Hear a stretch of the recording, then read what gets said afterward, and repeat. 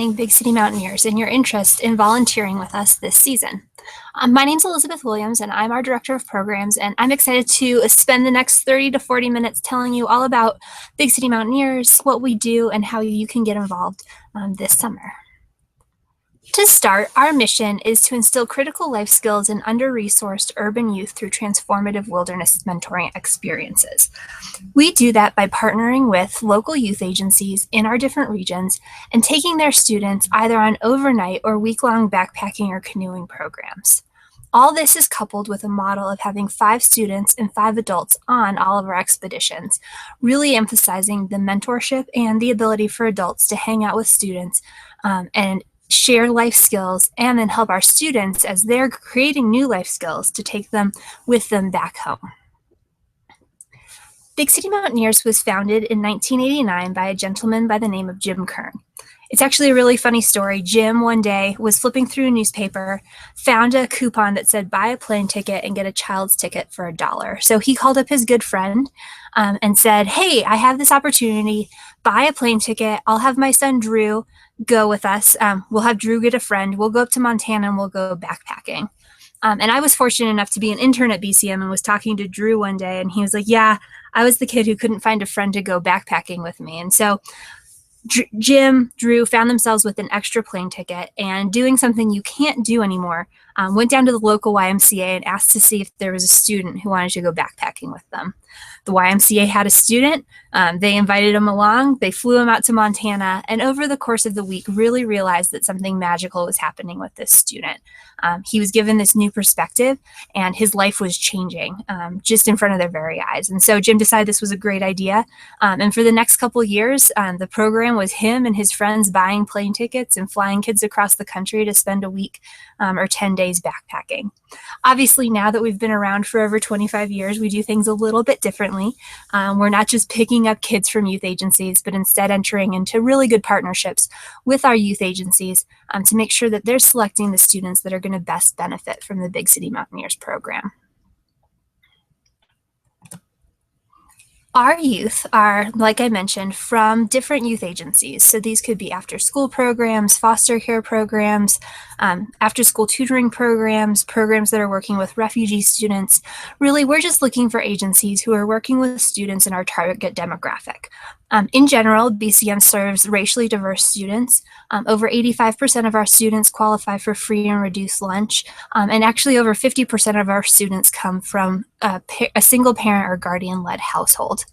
All of our students are 8 to 18. Our overnight campers in Colorado, and we'll get into that, are 8 to 12. But for our expeditions, they're 13 to 18. And we ask that our students on our backpacking and canoeing programs are within 2 years of one another. So as you can imagine, working with a 13-year-old and an 18-year-old at the same time is pretty different. So we're really looking to be working with 13 to 15-year-olds or 17 and 18-year-olds well out on expedition. And then again, with our overnight camps exclusively in Colorado, we're working with 8 to 12-year-olds. BCM is not a therapy program, so we're not working with students who are severely troubled, who have been in trouble with the law, especially if they've been adjudicated for sexual or violent crimes. We're not working with students who are in counseling for any severe emotional problems, so suicide ideation within the last year, or really students who are unable to work with an adult team to follow directions. As you can imagine, being in the backcountry is a high stress experience for our students, so we want to make sure that they're going to be able to perform under that pressure. Not that it's going to be without its challenges, but we want them to be able to be ready and prepared to actually get the most out of this experience. Some of our students will have issues with trust. A lot of our students have some issues with self-confidence, and this is a whole brand new experience. And so that's why we're looking to you as our mentors to come alongside them and encourage them and help them get the most out of spending the week in the backcountry. Our adult team is made up of 5 adults. As I mentioned before, the unique part of our program is that our expeditions are 5 adults and 5 students. We have a 1-to-1 ratio. All of our programs are single gender, and of our adult team, one of those people is a paid instructor. This is somebody who has their wilderness first responder at minimum, also has at least 6 weeks professionally guiding in the field, and they are ultimately responsible for expedition safety and for making sure that curriculum gets delivered. They're going to be your go-to in the field to really be running the entire program. We also ask that each of our agencies sends a youth agency leader along. These people work with the students year-round. They often have a really good relationship with the students that they've selected to go on expedition. And in the end, we also look to them in case of some sort of disciplinary incident. They're going to be able to follow through with the rules and the policies that their agency has, and really help you as an adult team relate to students in the event that something disciplinary comes up. Hopefully that's not going to be the case, but we definitely have those people in the field to make sure that we're taking care of you as volunteers and our students as best as possible. And then the other 3 adults on the expedition are volunteers just like you.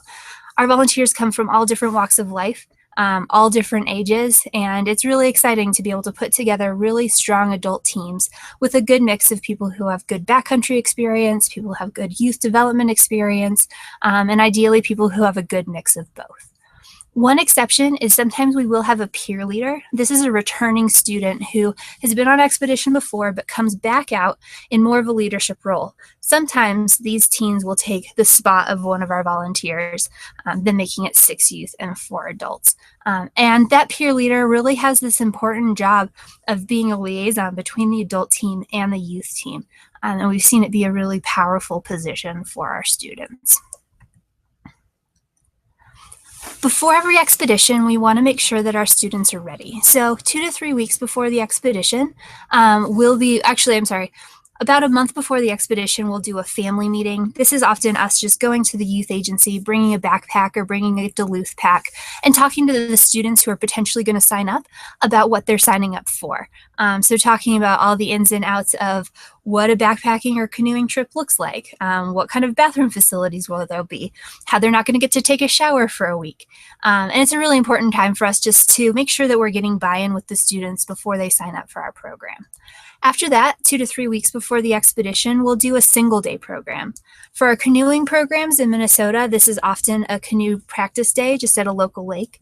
And for our backpacking programs, this is often a team building day in a park, a day at a rock gym, or potentially a day hike somewhere local, just where students are getting to get out there, see what it might be like, but most importantly, getting to know the other students that are going on the trip in this context, even if they know them at their youth agency. Being out on the trail is a different kind of teamwork, and hopefully getting to know you as their adult mentors if you're able to make it to one of those days.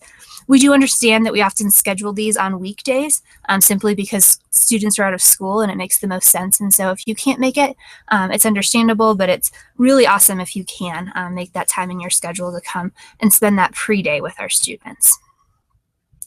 And then you'll head out on expedition. All our expeditions are scheduled during the summer. So in 2016, we'll be starting in late June and running through mid-August. For our backpacking trips, they're all 7 days. There's 2 travel days and then 5 backcountry days. For our canoeing days, it ends up being about 7.5 days. We have a 0 day where it's just the drive up to our base camp in Ely. You have, so those 2 travel days, 1 base camp day that we'll talk about in a second, and then 5 backcountry travel days as well. All of our programs are incredibly objective driven.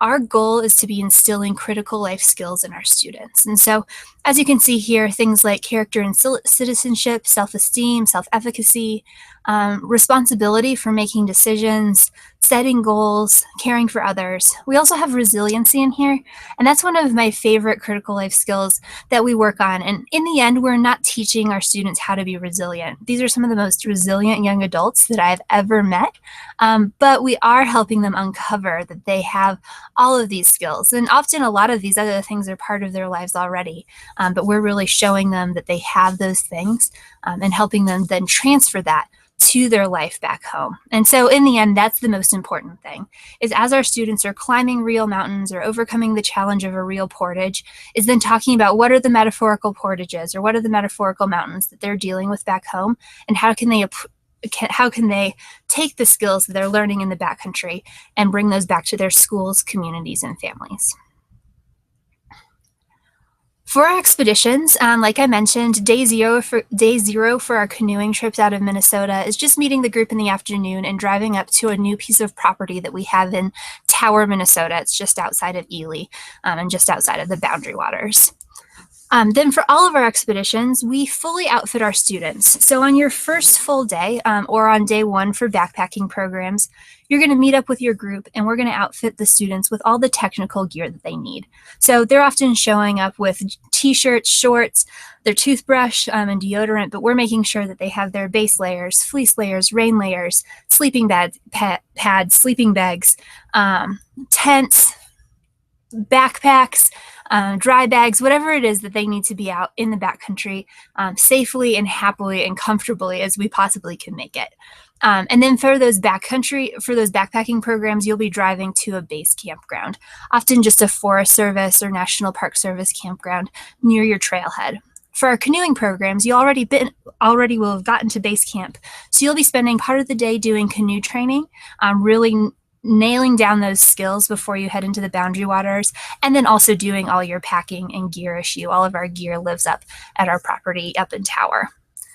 Days 2 through 6 are the backcountry days, and this is when you're out, you're camping in tents, you're portaging, you're working towards summiting a peak. For our backpacking programs, all of our trails are different across the country. We're doing things like we're doing loops, we're doing out and backs, but all of our trips, we're trying to have some form of a summit day or a challenge day. So for our canoeing programs, that might be a really long portage that a student carries a canoe through the whole thing. For our backpacking programs, that's often a peak or a really neat viewpoint or a waterfall or some sort of goal where they're reaching it and able to overcome it and getting to take that success back with them back home. On the last backcountry day, you'll be moving your way towards your trailhead, and on day 6, you'll be returning back to your base camp or your base campground, where you'll be cleaning up gear, deissuing gear from students, but most importantly, celebrating your success. It's really exciting. This is when students will be getting awards. We have awards that you as an adult team get to give to them. We also have awards that the students give to you as an adult team. And it's really a last time for reflection and, again, that transference of talking about the challenges that you've overcome and how you're going to take those home. And then the last day, so day 7 or day 8 for canoeing programs, you're driving home, saying your goodbyes once you get back into the city, and going home and taking a nice shower. All of our backcountry days tend to look the same, whether they're a canoeing or a backpacking program. Just the mode of transportation is a little different. So in the morning, everybody's getting up, packing up camp, making breakfast, and then you're moving into breakfast together in your morning rituals. So we have a whole bunch of roles for our students. It's really important that everybody has a leadership position during the course of the day. And so that might be being the navigator, it might be being the sweep, it might be being in charge of water for the day, it might be cooking, or it might be really leading the group as what we call educator. So doing quote of the day and helping with some of the discussions. As we do those rituals and lessons and finish up breakfast, you're then packing up your Duluth packs, packing up your backpacks, and then traveling for the day. So heading out on the trail, paddling across lakes, wherever you're trying to get for the goal that you've set as a team for the day.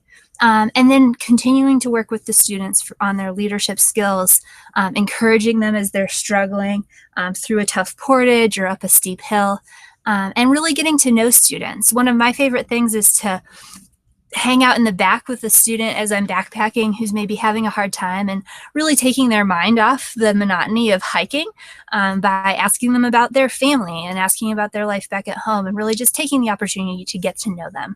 For many of our students, they don't have caring adults who dedicate an entire week just to get to know them and to get to share their life experience. And so it can be pretty magical. You can have some really neat conversations with our students. In the afternoon, you'll arrive at your camp, wherever that may be, set up camp, and then that's when we have time for students to have personal reflection time through journaling. We'll do group reflection through group discussions, doing dinner, often playing games, having fun, or using games towards a team building goal. And then every day, and it depends on your adult team, it's very important for your adult team to have a meeting. So that might be after students go to bed. It might be while they're doing their journaling time. It might be in the morning before students are getting up.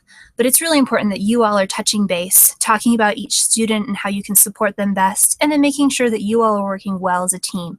And also just having the opportunity to spend some time together and get to know one another. Our instructors and agency leaders and volunteers are all really incredible people, and definitely know a lot of people who've made friends for a lifetime with other adults on their expedition. This is a video of one of our backpacking programs, and it just gives you an idea of the flow of one of our trips.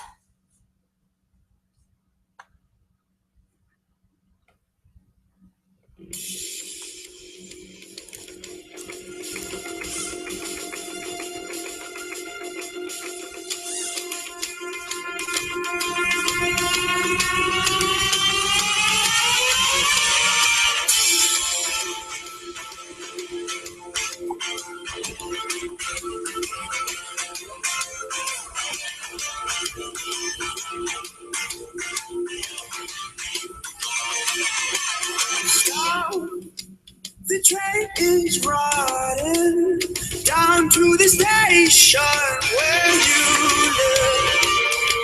When we were school kids. Hey, the rails are caught now, and I am falling down. Fools in a spiral round this town of steel. My body tells me no, but I won't quit, 'cause I won't love, 'cause I won't love. My body tells me no, but I won't quit, 'cause I won't love, 'cause I won't love. Stop. The train is riding down to the station where I lived when I was a cool kid. Hey, is it my fault that the falling embers burn down in a spiral round your crown of fate? My body tells me no, but I won't quit, 'cause I won't love, 'cause I won't love. My body tells me no, but I won't quit, 'cause I won't love, 'cause I won't love. It rides. The first day I started quick, but I made it to the mountain. With a little bit of help with Tom, Remy, T-Rex, and Mike, and my friends. We made it to the top.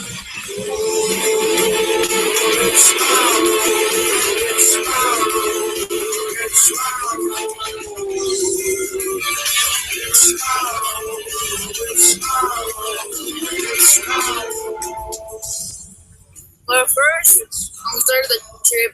It was really hard because we weren't used to the big backpacks and it was really heavy on the uphills. And when days passed, the backpacks got lighter and lighter because we got stronger. We made it to the top without quitting. I'm proud of everybody. It was a great journey. That would be harder.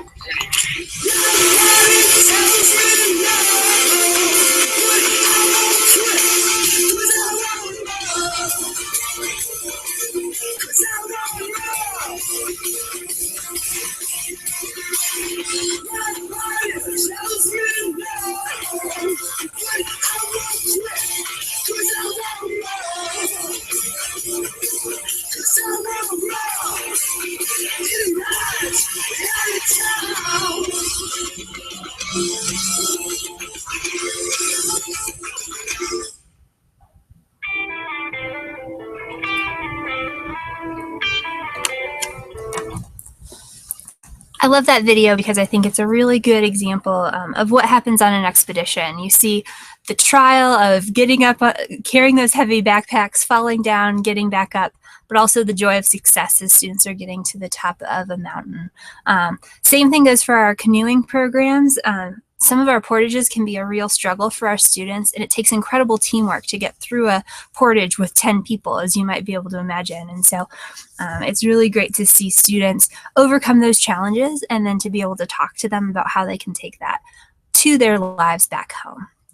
After expedition, we do post-expedition celebrations across the country. So these look different in every region, but it's either sometimes us going into a youth agency, doing a potluck with the students and families, and celebrating the success of the summer. Or, for example, in Colorado, we bring all of our students and all of our volunteers and agencies together to celebrate at a big cookout or time outdoors, depending on the weather. But in the end, it's just a time to bring everybody back together to continue to tell stories. I really believe in the power of storytelling as a tool for students to remember what they learned while they were in the backcountry, and then to already talk about how they've been applying those lessons to home, because often they've been home for a month or a couple weeks by the time that the celebration dinner comes around. Our mentors are the most important part of our expeditions. And again, thank you for being part of this to find out what it means for you to be out on expedition. And so what we're looking to you as a volunteer mentor to do is to help create a fun and safe experience for our students. They're out doing something that they have often never, ever, ever done before, and you get to come alongside them and be that support as they're walking through this journey. It's your opportunity to get to know them, to build meaningful relationships with them. Don't be surprised if as you're getting selected for expedition and as we're introducing you to your student team, that we're not going to tell you everything about the students. It's really nice for them to get to come into the expedition with a blank slate. Obviously, if something's important to their safety, like emotional triggers or any sort of health-related things, we'll definitely let you know those things. But we want them to have the opportunity to tell you who they are or who they want to be. And to be able to be that sounding board and to get to build their trust as they then are telling you about themselves, about their life back home with their family and their community. And then we're just looking also for you to be a positive role model, to be out there and as things get hard, that you're maintaining a positive attitude and helping them see how they can overcome the challenges of the backcountry. There are a handful of pieces of things that we want you to attend throughout the course of the summer. For example, right now, you're in the info session. That's the first step to becoming a volunteer. Next, we'll be giving you a new volunteer application. You'll fill that out, and then your regional program manager will conduct an interview with you to talk about your skill set and then to talk about what your schedule might be. If selected for an expedition, we have an all-adult training in June in all of our cities. We also have a full handbook and also some online resources for you to be prepared for the expedition. The all-adult training for new volunteers is required, and during the interview process, we'll get you those dates. In the spring, it's back to those family meetings, the teen kickoff orientations, and those pre-expedition experiences. The summer is the week-long expedition, and then those post-expedition experiences. And all of these, it says 1 to 2, and that really is region-specific and also specific to the youth agency and their needs. As a mentor, you are just really you're helping our students overcome the challenges of the backcountry and then helping them see the meaning of that overcoming. We really look at you as gatekeepers of knowledge. You've done things like get a driver's license, go to college, have a great relationship, get married, maybe have a bad relationship, and you've learned from all of these things. And these are the things that our students are going through or are going to be going through, and you get to share your experiences with them. And then they're going to share a lot of experiences with you. And in the end, it ends up being a really magical experience. If you have a good team of adults and a good team of students, and you're all getting to know each other, groups come back completely changed. And it's really neat. And it's a really neat experience to see. And the most important thing for our backcountry expeditions and for our camps and for our single day programs is making sure our students are safe, both emotionally and physically. And so as a volunteer mentor, we're also looking to you to support the instructor in all the safety decisions, making sure that you're following BCM's policies, guidelines, helping the students be sure they're following our policies and guidelines, and then taking care of their both emotional and physical health and safety. So that's back to that modeling of good behavior, and especially back to supporting the instructor and supporting the youth agency leader as they're having to make decisions in the event that there are discipline issues or students who are having a hard time following those policies, is that you're just there to be a support. Again, the instructor is ultimately responsible for the safety of the expedition, but they can't do it without your help. We do ask that all of our volunteers pay a $125 fee.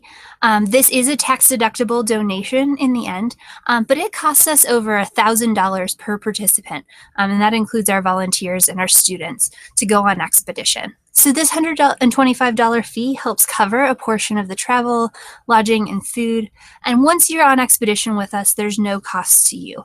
Minor incidentals might be grabbing a cup of coffee at a gas station on the way home, but otherwise all the food is covered, your transportation is covered, all the group gear is provided. We do ask also that you bring your own personal gear, so clothing, sleeping bag. You work with your adult team to figure out making sure you bring enough tents for the adult team. And in the end, both these things, the gear and the volunteer fee, we don't want to have this be a stumbling block for any of you. So if either of those things are an issue, talk to your program manager. We have ways that you can help support either by fundraising that volunteer fee, and we also have gear that you might be able to borrow.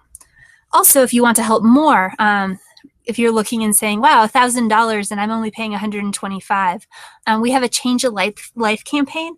This is an opportunity for you to create your own personal fundraising page and engage your community, your friends and family in the work that you're doing with us this summer, and help us raise even more money to make sure that we're getting our teens out and getting more teens out every year. So there are definite challenges to being on a Big City Mountaineers trip. It is physical, so there's long travel days, peaks, heavy packs, long portages, bugs. You're in the wilderness, so there's no bathroom. Sometimes it's really difficult watching our youth struggle and being able to be there in that emotional support, but really important. It's also sometimes really difficult for volunteers to recognize that this is not a personal trip. And so sometimes our mileage can be really small. You're not going to be covering huge distances. I've been on trips where we've done 6 miles a day. I've also been on trips where we've done 2 miles a day. And I'll be the first to tell you that a 2-mile day is a really hard day as an adult. It takes a lot of patience to continue to encourage students as they're moving really slowly under heavy packs. But that's the most important thing that you can be doing, is being there with a positive attitude, being that support for the students. Not every trip is like that. Some trips, like I said, will hit that 6-7 mile day in a backpacking context. Obviously, more mileage if you're canoeing, but sometimes it's a struggle, and being patient can be a challenge. But why do it? It is an incredible experience. Taking these students into this brand new context, one thing we say a lot is the only way to change a youth's perspective is to give them an entirely new one. And getting to see light bulbs go off in students' heads as they're having this just incredible adventure is definitely worth it. Here's another video of our students thanking you for being part of the Big City Mountaineers team.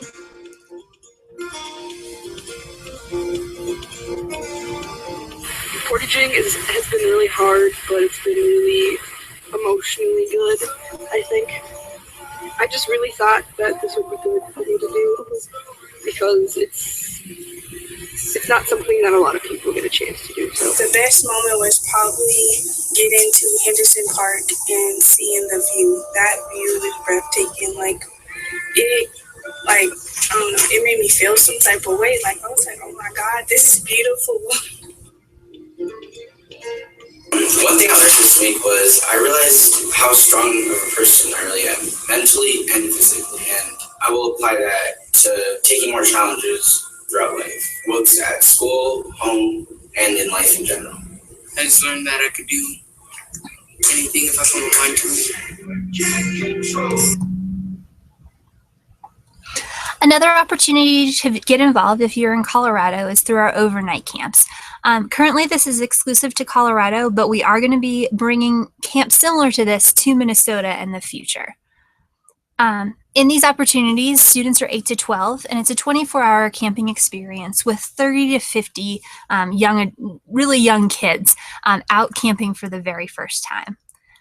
On our camps, we're really looking to be developing community values, teamwork, responsibility, and then really giving students a first glance into curiosity for the natural world.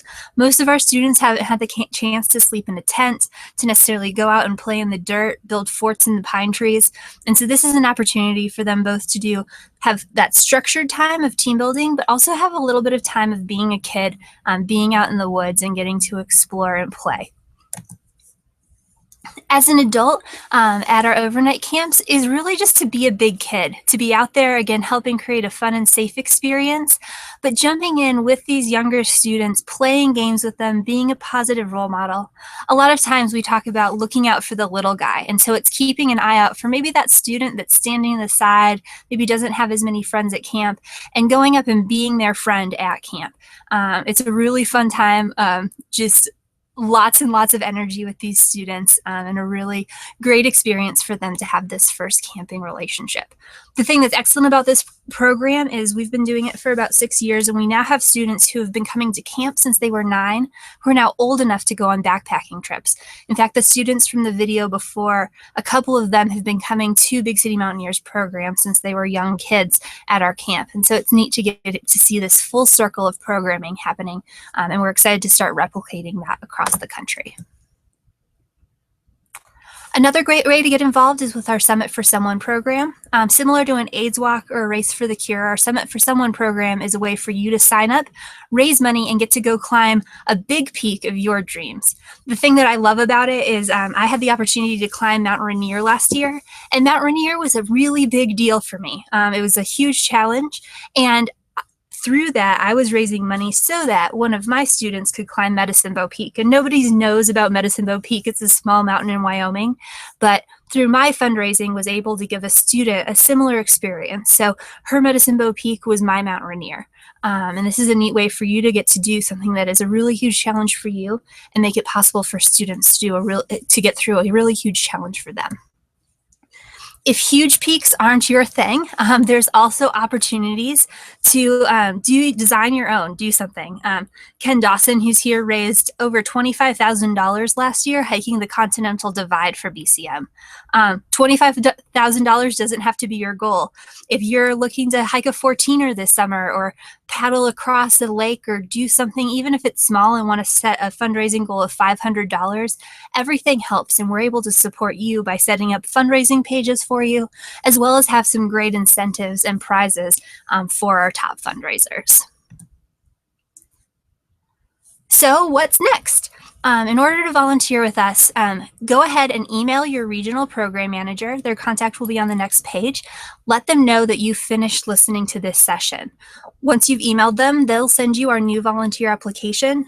It's a way for us to get to know you better, and then we'll set up a time for an interview. So here's the contact information for all our program managers. Again, thank you so much for taking the time to find out a little bit more about Big City Mountaineers, and I hope that you'll be able to join us this summer.